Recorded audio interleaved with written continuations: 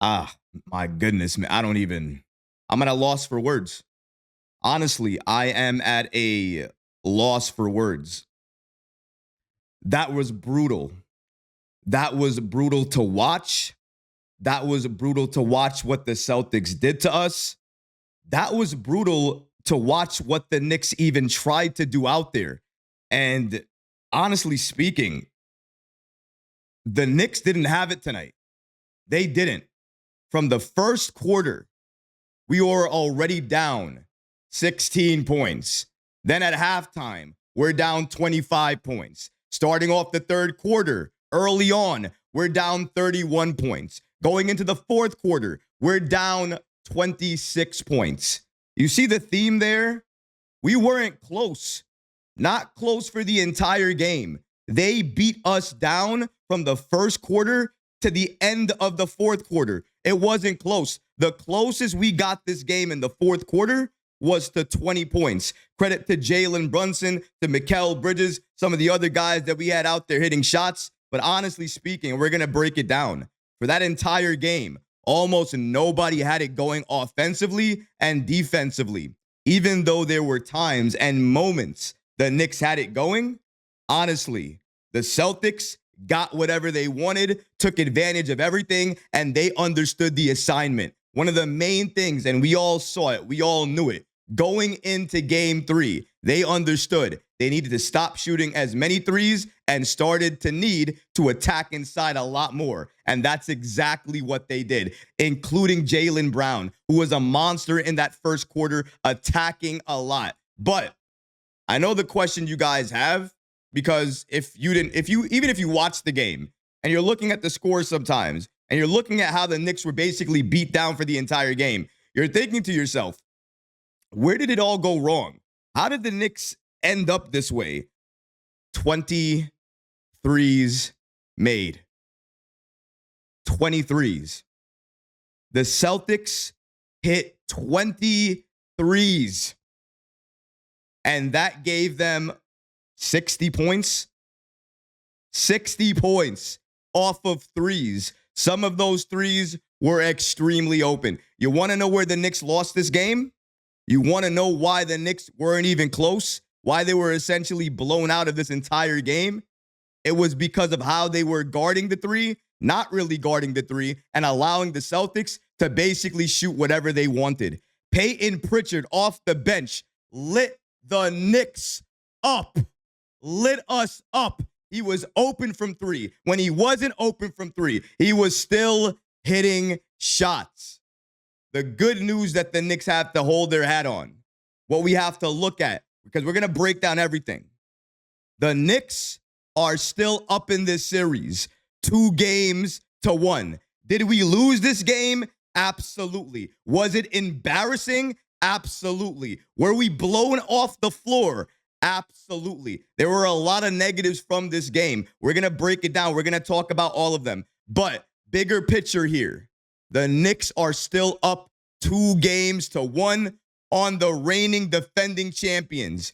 Game 4 is still at MSG. So we still have a chance to make good on this series and still go up big, still take a commanding lead. So we have to keep that in mind and understand where we are. Right now, it is clear. If the Knicks won game 3, it wouldn't have been a series anymore because no team ever comes back from 3-0. Now we have a series on our hands. It may have not happened the way we wanted it to happen, but this is where we are. The Knicks lead this series 2-1, but we did drop game 3 in embarrassing fashion because the Boston Celtics absolutely dominated us. We're going to break down how the Knicks lost, why the Knicks lost, and how the Knicks got in this situation where they allowed the Celtics to shoot this many threes and essentially get shot out of this game and shot out of the gym. We're going to break down all of these latest things today. If you're enjoying the content, please go ahead and hit that subscribe button and make sure you have notifications on as well, too. If you want to get more content like this, if you want to make sure you're available for all the new videos that we're dropping, all the lives that we have going on, each and everything that we're releasing on this channel, each and every day, you're going to want to make sure you're subscribed to the channel. So please make sure you hit that subscribe button because it could really support all the great things that we're creating for you each and every day. And now, without further ado, let's get started. The Celtics' hot shooting is too much for the Knicks to handle in Game 3, and they lose this game in the playoffs and drop it to the Boston Celtics. Like I said before, guys, it was an embarrassing effort. I mean, from the first quarter, it was just a brutal watch. Honestly, if you guys watched the full game like I did, I feel very, very sorry for you. Because from the first quarter, you knew what type of game it was. The Celtics showed you what time it was. It looked like a blowout, but because of what the Knicks did each and every game previously, when they were down so big, you never stopped believing. At least I never stopped believing. I always had the belief, the faith, that if the Knicks kept it close, if the Knicks kept it at least between 12 to 15 points going into the fourth quarter, we would give ourselves a chance. And I'm sure a lot of Knicks fans believe that, given what the Knicks have done in Game 1 and Game 2. So even though they were down big, I don't think anybody stopped believing. But let me say this, because I think it's something important to say. It was brutal for those of us at home watching the game, watching what the Celtics were doing, watching the embarrassing effort the Knicks were putting out there. But imagine you're at MSG, one of the best arenas in the league. And you can call me biased if you want to. I don't care. You can ask non-New York people. Most people will put MSG as one of the top places to play basketball. Now imagine that is your home. You play home games there. That is where you have home court advantage. The tickets to get into this game, I mean, they range from about $500 to what? $7,000-$8,000? You're talking about some people's rent money, some people's money to go to the doctor, to do these things that are important for them, vacation money. They're spending to go to MSG, and that's the effort that they get. That's what they get to see. The Boston Celtics shoot 23s. That's what they paid all that money to see. It was a poor effort, poor performance. We can talk about the defense in the first quarter. Sure, there was some defense there in the first quarter, but they ended the first up 16 points.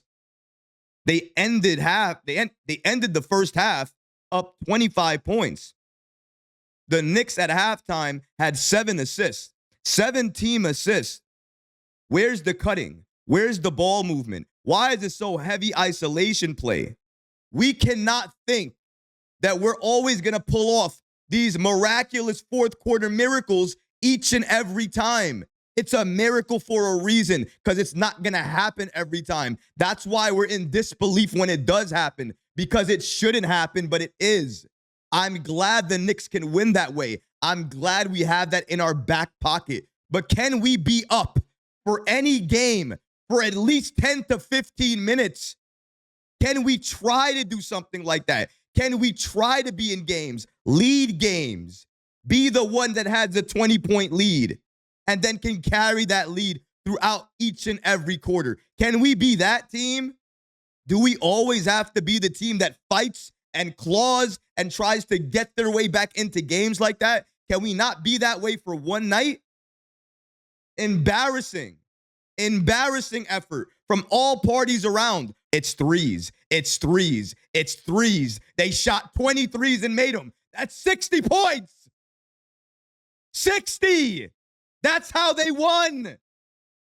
You're not beating a team like that. You are not beating a team like that. And I'm not saying they were terrible on the boards, but when you're a good offensive rebounding team as well, too, and you can shoot the ball from three like that, what are you going to do? What do you expect somebody to do? What do you want? You can't win games like that. The defense is not good enough. You can tell me whatever you want to say. Oh, well, they tried. They tried to run 2 shooters.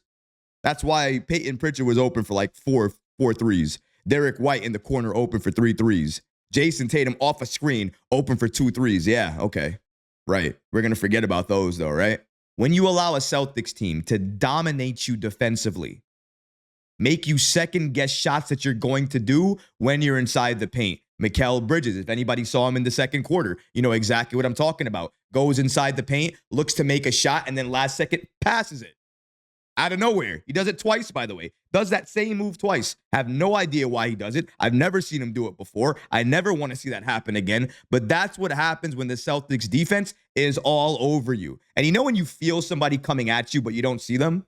That's what Mikal Bridges was feeling the entire second quarter, because Jaylen Brown was attacking him on both ends and suffocating him, or at least trying to on defense. Every time he had the ball and tried to lose him on a screen, he would go over the screen, under the screen, but still find his way back to Bridges to make that shot difficult. You have to give the Boston Celtics credit where credit is due. The three-point shooting was off the charts, phenomenal. They dominated. They deserve credit for that. But their defense was elite from the first quarter to the fourth quarter. They played defense. They were blocking the Knicks shots. Look at the fourth quarter, mind you. How many block shots did we see in the fourth quarter? Al Horford blocked Mitchell Robinson. I believe Al Horford blocked Karl Anthony Towns. KP blocked Karl Anthony Towns. The amount of blocks from the Celtics bigs was insane. The defense from the first quarter and then it going into the fourth quarter like that. The defense we've seen from the Celtics for the entire game, that's what you call complete defense for 48 minutes. It almost doesn't sound real. The Celtics beat the Knicks with the final score of a lead with 22 points, which doesn't even reflect their largest lead of the game of 31 points. But the biggest problem, and you see it there already, Payton Pritchard is a game leader. Payton Pritchard, not Jason Tatum, not Jaylen Brown, not even Kristaps Porzingis. Their bench player. Their bench player. Their X factor. Payton Pritchard is a game leader. And by the way, he deserves it. He absolutely deserves it. I'm not going to give him any bad things. I have no bad things to say about his play. Nothing. But the fact that he's a game leader should be a disappointment to New York. Not only because what it reflects for the Knicks bench, which is we're not getting the same type of production from who we need it from, which is Deuce McBride. But on the other end of that, besides the Payton Pritchard part, it's also the fact that we allowed him to get so many open looks anyways. Let's talk about what these two guys did with Karl Anthony Towns and Jalen Brunson. Now, it's not only on them. Obviously, when we break down the full player breakdown, we're talking about everybody else, but we got to talk about what the stars did. So Jalen Brunson tonight played 40 minutes, 9 of 21 from the field, 3 of 8 from 3. He gave you 4 rebounds, 7 assists, and 27 points. Karl Anthony Towns played 36 minutes tonight. Man, he was really awful tonight from in terms of his offense. Karl Anthony Towns, 5 of 18 from the field tonight. 1 of 5 from 3. I think we all remember that three-pointer from the first quarter. It looked great, but that was the only one he was going to hit. Although he did injure his hand. I don't know how much that's going to bother him for the rest of the postseason. We saw him grabbing at that hand a few times. He had 15 rebounds and 21 points. So that was Karl Anthony Towns and Jalen Brunson tonight. Although I will say that Jalen Brunson really didn't have it going in the first quarter. Jalen Brunson really got it going more in the second half. That's where we saw JB turn on. It's not like that's really anything surprising. Sometimes we see that happen. Jalen Brunson not really have a big first half, but turn it on and have a really big second half or really big third quarter and fourth quarter. And I think we saw that from Jalen Brunson tonight. But we need to see more of a complete game from New York. We need to see a 48-minute affair. And the crazy part is, and I think I'm going to keep saying it, you haven't seen the best Knicks offense yet. This Knicks team has not shown you their best offense. Karl Anthony Towns, he can play better. Jalen Brunson, he can play better. Our stars can play better. Our team can play better. Everything about what the Knicks can do can actually be better.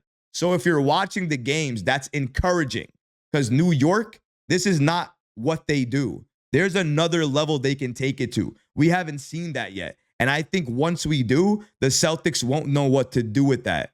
But right now, we're not getting there. We're not getting the contributions that we need from really all over, all around. Karl Anthony Towns struggling, not only in terms of getting in foul trouble, which we don't need, because when he gets into foul trouble, it ruins everything that he's doing. It ruins his rhythm, ruins what the Knicks are trying to do. I mean, there was a point in there where they had Karl Anthony Towns and Achua out there, but because of foul trouble, they had to put Mitchell Robinson and Achua out there. Now, listen, I mean, it wasn't terrible. I mean, the defense was okay, but if you're asking me, how often would I like to see Robinson and Achua share the floor together?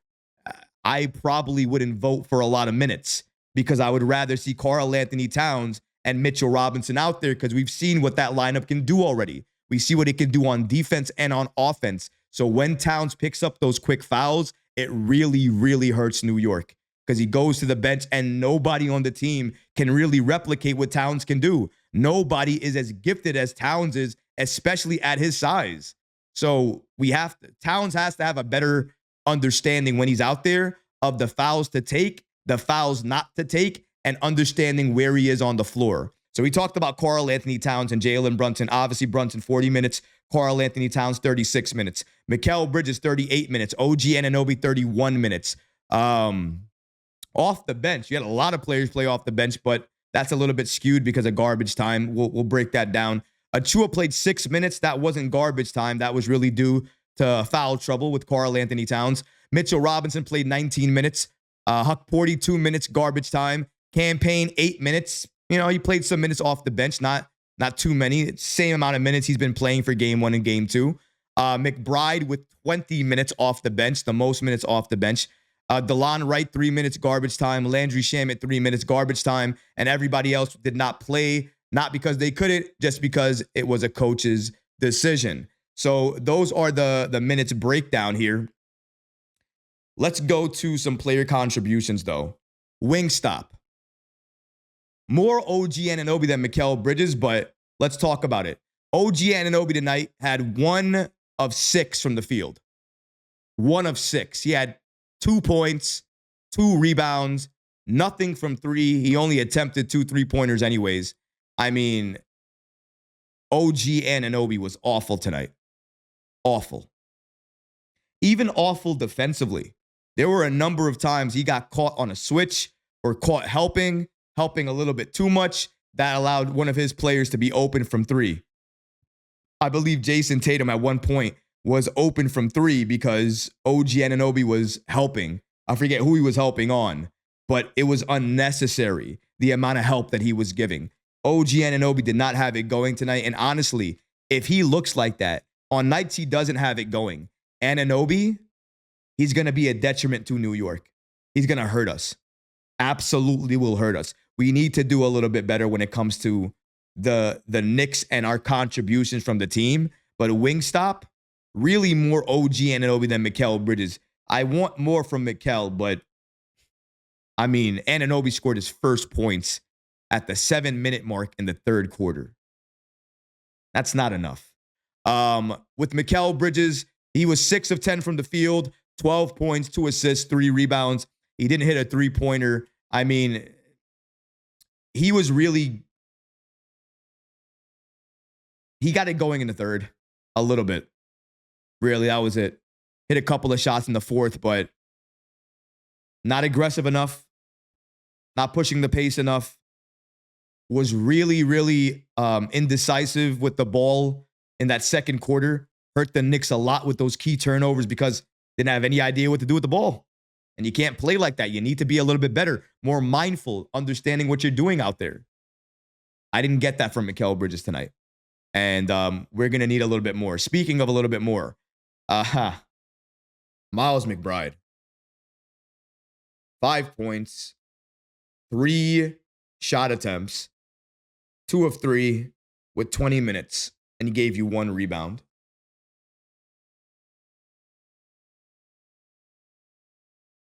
Payton Pritchard outclassed the entire Knick bench tonight.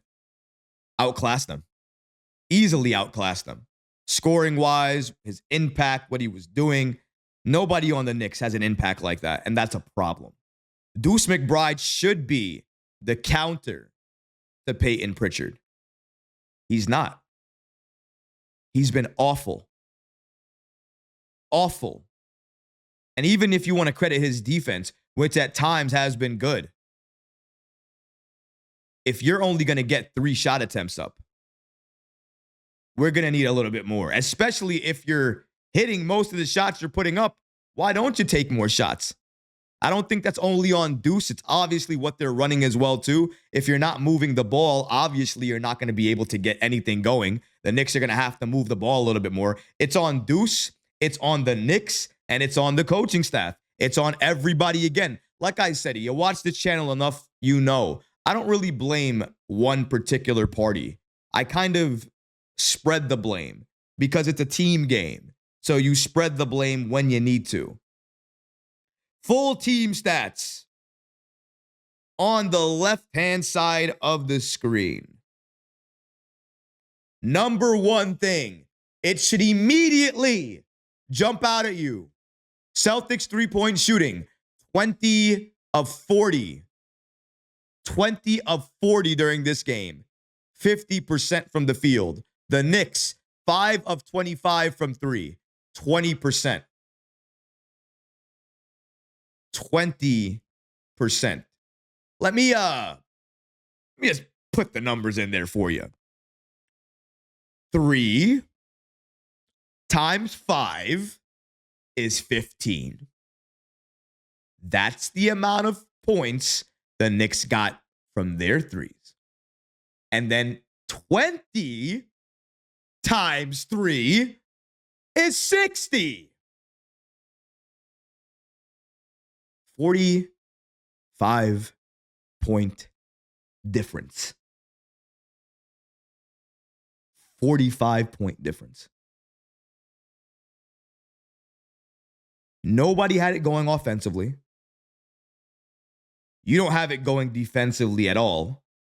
The Celtics are locking you down nearly each and every possession, making you unable to breathe. It was a masterclass defensively from the Boston Celtics. From top to bottom, 48 minutes, from first quarter to the fourth quarter, throughout. It was almost impeccable. They almost never dropped. The defense was crazy. And insane. You got to give them credit. They dominated defensively. They did. All of that. And they have a 45-point difference in terms of three-pointers, in terms of the points you get from three-pointers. And on their bench, they had Payton Pritchard, who is a game leader. Anybody didn't see, he had 23 points on 8 of 16 shooting. Off the bench. 23 points.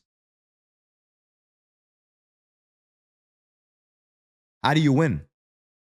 How do you win like that? Field goal percentage. Knicks shot 40%. Celtics shot 48%. I mean, that's near 50% again. They shot near 50% from 3 and from the field. Almost impossible to beat that. From free throw percentage, the Knicks shot 68%. Celtics shot 88%. Rebounds, the Knicks won barely 43-42. Offensive rebounds, the Knicks won that battle 17-12. Defensive rebounds, the Celtics won that 30-26. And my favorite stat.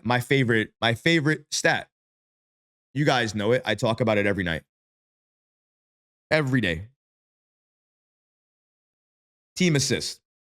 Celtics have 23 team assists. 23. And the Knicks, 16 assists as a team to their 23. It's terrible.